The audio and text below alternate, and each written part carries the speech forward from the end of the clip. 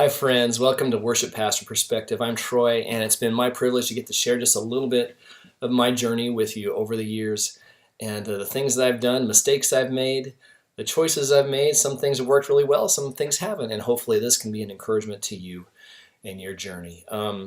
Years ago, I was at another church in California, and I was teaching a new song to the congregation that I had just written, and I was all excited about it and was going to sit down and teach them just a little bit of the chorus before we launched into the song. And as I got up there and I started strumming the first chord, for the life of me, I couldn't hear the melody. And I'm sitting there and I'm playing it. I already talked about it. You know, people are kind of waiting. There's pregnant sort of anticipation. And I go, I'm not hearing it. And I go over to one of the girl singers next to me and go, how does it go?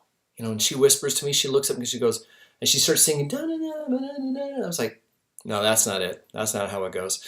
And so neither one of us could figure out how it goes. And it turned out I was playing the wrong chord. I should have been playing the 5 instead of the tonic, and I couldn't hear the pickup. Eventually I got it, and we played it off, and we got a good laugh out of it, and the congregation got a kick out of it. It was a very human moment. And a lot of things can happen in a situation like that. You can get paralyzed by fear. You can get mad at the girl singer who didn't remember the song. It's like, well, how come you don't remember? You're supposed to be here to help me. You can get mad at yourself for forgetting it. You could be embarrassed. There's a lot of possibilities that you could explore emotionally in a moment like that. But the thing is, it's like we're going to make mistakes. We're going to goof things up. You've done it and I've done it. There have been times when you played the wrong chord.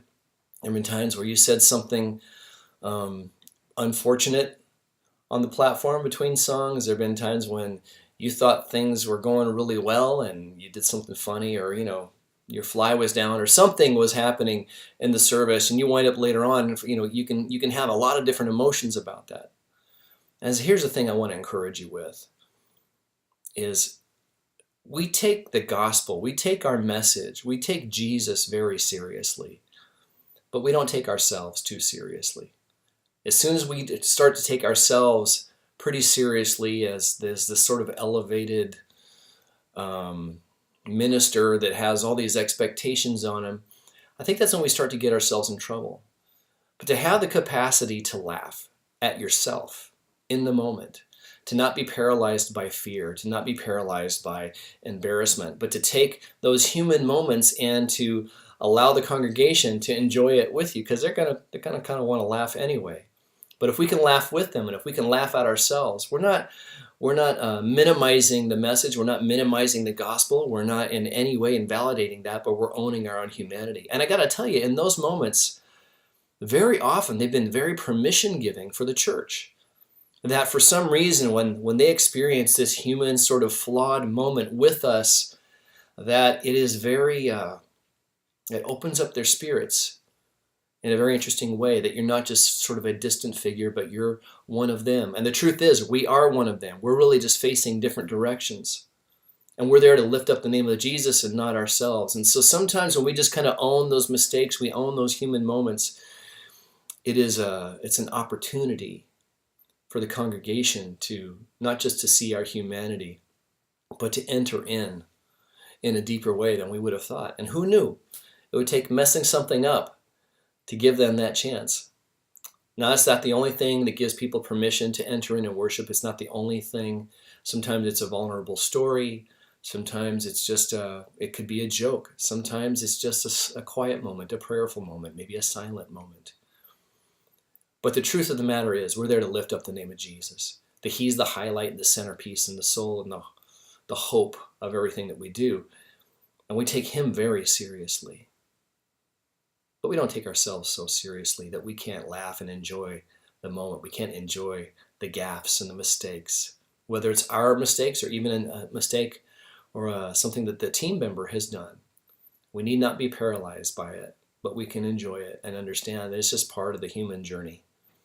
And as a group of worshipers who are there to worship authentically and passionately, that is a great opportunity for us as leaders, not just to lead well with the team, to lead ourselves well and to lead the congregation well. So if you have any thoughts or pushback or stories you would want to share I would love to hear from you. You can write that down in the comments below.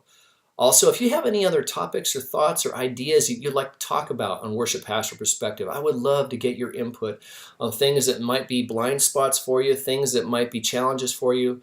I don't claim to have all the answers. I just have one guy's experience. And hopefully that experience can be an encouragement and a blessing and perhaps help challenge your own thinking in some positive, helpful way as you walk in this journey as a worship pastor yourself. So to you, grace and peace, friends. I pray you take Jesus and his message very seriously, but we can let go of all the rest and enjoy life. God bless you guys. I'll talk to you next time.